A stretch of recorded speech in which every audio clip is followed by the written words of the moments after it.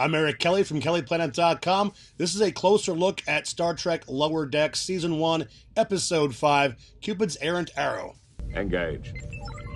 This is the first episode to omit the opening teaser and go straight to the title sequence. I thought maybe this was a permanent stylistic choice, but nope.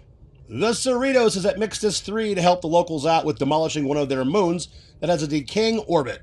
The USS Vancouver is there too, which looks a lot like a Nebula-class starship, but it's not. This one's Parliament class, and it's like brand new apparently. The moon's decaying orbit could cause catastrophic blah blah blah blah blah. Barbara Brinson, who also happens to be girlfriend, that's right! You know, I am sorry, but I'm starting to think that Barb might not actually exist. Oh, she's real. On board the Vancouver is Boimler's girlfriend, Lieutenant Barbara Brinson, whom Mariner thinks is just a made-up fake person. She's as real as a hop Q on Captain Picard Day. A hopped-up Q on Captain Picard Day. Captain Picard Day is from the TNG episode Pegasus, which did not include Q, but featured Terry O'Quinn, whom you might know as John Locke from Lost, which was created by J.J. Abrams, who later took over the Star Trek movies. By this point in canon, it is pretty well established that Q is quite fond of Picard, though this clip is from the episode Tapestry, not from Captain Picard Day. So our four main characters head over to the Vancouver so their respective stories can happen. Hey, look, I got you up with somebody great on the Cerritos. There's that Philosian and Tactical. She seems a nice plant person. Mariner mentions Philosians, which is a reference to the animated series in the 70s. Turns out Barb is real and pretty awesome, and used to date Lieutenant Jet Manhammer from the Cerritos, which makes Boimler super jealous. Mariner thinks that Barb is too great, and there must be something wrong with her.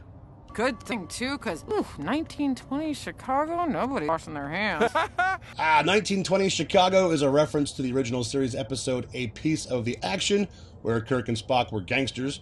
Tendi and Rutherford pay a visit to Lieutenant Commander Ron Docent, who assigns them to diagnostics duty on the Vancouver. They are both super excited about this because they get to use the new T-88 scanner, kind of like when people get all giddy when the new iPhones come out. Docent tells them whoever gets done first can keep a T-88 for themselves. Captain Freeman and Commander Ransom are dealing with the Mixtus Moon people, and that's about it. So Boimler thinks he is going to lose Barb to Jet and starts acting increasingly weird. Oh yeah, that's Jet, Lieutenant Manhammer. Yeah, in case you missed it the first time, his last name is Manhammer. Nothing compared to my Bradward. Oh, your real name is Bradward? This is the first time we find out Boimler's first name is Bradward. He had been referred to simply as Brad to this point. Rutherford and Tendi are still doing diagnostics with their T-88s, and that's about it. I know, I can't believe she used to date Jet. That guy's like a Kirk Sunday with Tucker Sprinkles. A Kirk Sunday with Trip Tucker Sprinkles. That's, of course, a reference to Captain James Tiberius Kirk and Commander Charles Tucker III from Enterprise. Or one of those sexy people in rompers that murders you just for going on the grass. Whoa. Oh, yeah, that's a reference to a really bad TNG episode called Justice, where Wesley Crusher goes on the grass and the locals want to execute him on the spot. Oh no! Oh, please no! Are you prepared for punishment? What punishment? Name it. Death, of course. Don't make it difficult for the boy. It's not a great episode. Yeah.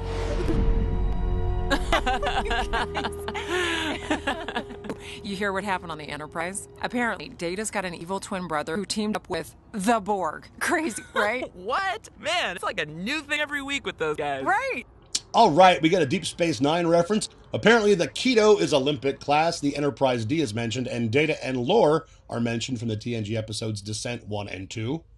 Captain Freeman and Commander Ransom are still dealing with the Mixtus Moon people, and that's about it. Mariner is trying to figure out what is wrong with Barb and first test to see if she's an android. And she's not. Okay. So, Barb's not a tweet, but I haven't ruled her out as a surgically altered Cardassian spy, or a transporter clone, or, bear with me, a Suliban. Right? A Suliban? Marin, stop it. Barb's not a Suliban. Holy references Batman. I gotta go back and pause this. Okay, that's the creature from the TNG episode The Dauphin. Pretty sure it's pronounced Dauphin. At least that's how we pronounce it here in Pennsylvania. Harrisburg is in Dauphin County. That's the M113 creature, a.k.a. the Salt Vampire from the original series episode The Man Trap. 10 and 01, the Binars from the TNG episode 11001001, which in binary translates to E acute. I do not know what the significance of that is. The surgically altered Cardassian spy is Seska from Voyager. and of course the Suliban from Enterprise. Boimler decides he needs to convince Barb that he is super cool, which of course does not work out so well. Mariner gets a hair sample from Barb in an attempt to prove she isn't human. Mariner then finds an exoskeletal husk and is convinced that Barb is a parasite and Boimler is in danger. Tendi and Rutherford argue about who deserves the T-88 and find out from Docent that he is having both of them transferred to the Vancouver. They want to stay on the Cerritos, so they steal his pad and a chase ensues. Mariner and Barb have a fight over Boimler, which is kind of fun. First, I thought you were a rogue holodeck character. Then, because of the way you were lurking around all day, I thought you were a Breen infiltrator. Barb calls Mariner a Breen infiltrator. The Breen are pretty much from the later seasons of DS9, where they join the Dominion and Cardassia against the combined Alpha Quadrant forces. Captain Freeman finally decides to blow up the moon, so that happens. Implode the moon. Yes, Captain. You maniac! We just redid the Force!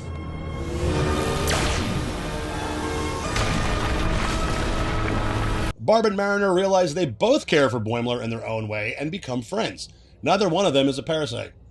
Docent chases Tendi and Rutherford into a turbo lift, and Tendi hacks Docent's pad. I got the password. It was Riker. No, don't read that! His password's Riker. And discovers that he was transferring himself to the Cerritos because life on the Vancouver is too stressful for him. You don't know what it's like here. It's so stressful, it's so epic. It's all, to this space station and calibrate the Dyson Sphere. Dyson Sphere, from the TNG episode Relics, which featured James Doohan as Scotty. The theory is from real life, from a physicist named Freeman Dyson, as mentioned in the show. They get him to cancel their transfers and hook them up with some sweet T-88s.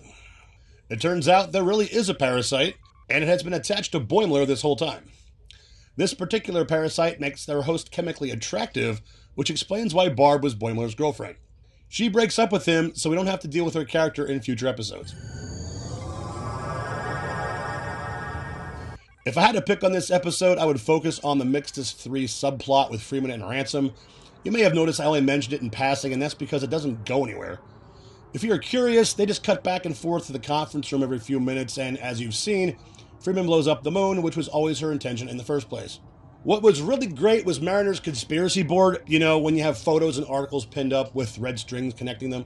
I mentioned quite a few references with that in this video, but if you go back and freeze it, you'll also see two different Klingons, a Romulan, a humpback whale from Star Trek IV, what looks like Data's daughter Lal before she was fully rendered. And if I had to guess, I would say the character Crit, played by Brad Greenquist in the Deep Space Nine episode Who Mourns for Morn. Though the rest of the suspects are female, so that wouldn't fit. Except I'm pretty sure the Binars were gender neutral, and who knows what the Salt Vampire was supposed to be, and all three of those were portrayed by female humans. You'll also see a drawing of what I'm going to assume is a bacteriophage, or simply just phage, a reference to the Vidians on Voyager. Boom. That was Star Trek Lower Decks Season 1, Episode 5. I'm Eric Kelly from KellyPlanet.com. Live long and prosper.